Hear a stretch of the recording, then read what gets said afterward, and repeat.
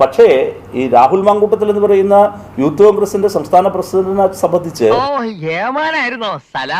ഞാൻ അറിഞ്ഞില്ല. ഇത് ഏതിനാണ് അറസ്റ്റ് എന്നും പറയാൻ പറ്റില്ലല്ലോ. അരിയും തിന്ന് ആശാറ്റിനും കഴിച്ച് പിന്നെ നായ്ക്ക് ഞാൻ മുറുമുറുപ്പ് കന്റോൺമെന്റ് സ്റ്റേഷനിലേക്ക് വലിച്ചു കയറും, വേണമെങ്കിൽ പ്രതിപക്ഷ നേതാവിനെ വലിച്ചഴിച്ച് വണ്ടിയിലിടും. ഒരു തർക്കവും അക്കാര്യത്തില്ല രാജു.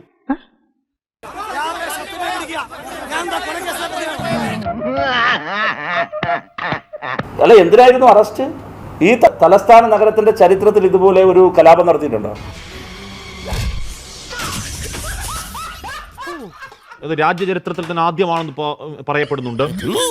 അവിടെ പട്ടിക പോലെയുള്ള മാരകായുധങ്ങളുമായി പോലീസുകാരെ കൊന്നൊടുക്കി സെക്രട്ടേറിയറ്റ് ആക്രമിച്ച് പൊളിച്ചു കളയാനായിരുന്നു രാഹുലിന്റെയും സംഘത്തിന്റെയും നീക്കം. ചെറിയ കളിയല്ല. എന്നിട്ട് വ്യാപകമായി നാശനഷ്ടങ്ങൾ ഉണ്ടാക്കുക. വേറൊരാൾ അല്പം നേരത്തെ ഞെട്ടുന്നത് കണ്ടു, പൊട്ടിത്തെറിക്കുന്നത് കണ്ടു. ആരാ? ശ്രീ തിരുവഞ്ചൂർ രാധാകൃഷ്ണൻ. പക്ഷെ ആളിപ്പോ കുറച്ചു ലൂസാ.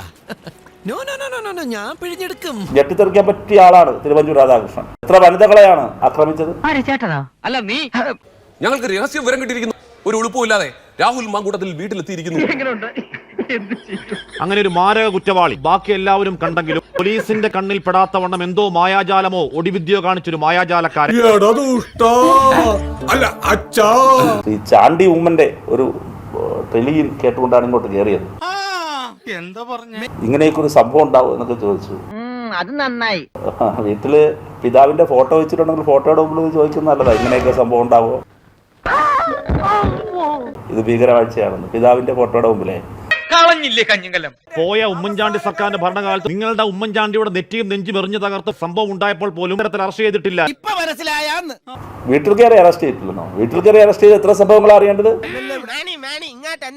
ഉമ്മൻചാണ്ടിയുടെ ഭരണകാലത്ത് വീടുകളിൽ കയറി വനിതകളെ അറസ്റ്റ് ചെയ്തിട്ടുണ്ട്.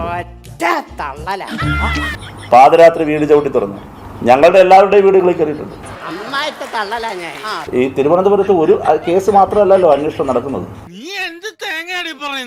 അറസ്റ്റ് ഈ സമരത്തിൽ തന്നെയാണോ? സമരത്തിൽ തന്നെയാണ്. സൂക്ഷിച്ചൊക്കെ കൈകാര്യം ചെയ്യണം, അല്ലെങ്കിൽ എപ്പോഴാ നിറം മാറുന്നതെന്ന് പറയാൻ പറ്റില്ല. അന്ന് കാട്ടിക്കൂട്ടിയ കാര്യങ്ങൾക്ക് അന്ന് തന്നെ പുള്ളി അറസ്റ്റ് ചെയ്തുകൊണ്ട് പോകാനായിരുന്നല്ലോ പുള്ളിയുടെ ആഗ്രഹം. പിന്നെന്താ ഇപ്പോൾ പിന്നെ നിലവിളിക്കുന്ന കാര്യം എന്താ? ഇപ്പോ നമ്മുടെ ഉമ്മൻചാണ്ടിയുടെ ഭരണകാലത്ത് തിരുവഞ്ചൂർ രാധാകൃഷ്ണൻ ആഭ്യന്തരമന്ത്രിയായിരുന്നപ്പോൾ, രമേശ് ചെന്നിത്തല ആഭ്യന്തരമന്ത്രിയായിരുന്നപ്പോൾ, സമീപകാല ചരിത്രത്തിലാണ് ഞങ്ങളുടെയൊക്കെ വീടുകൾ എത്ര മണി കയറിയത്?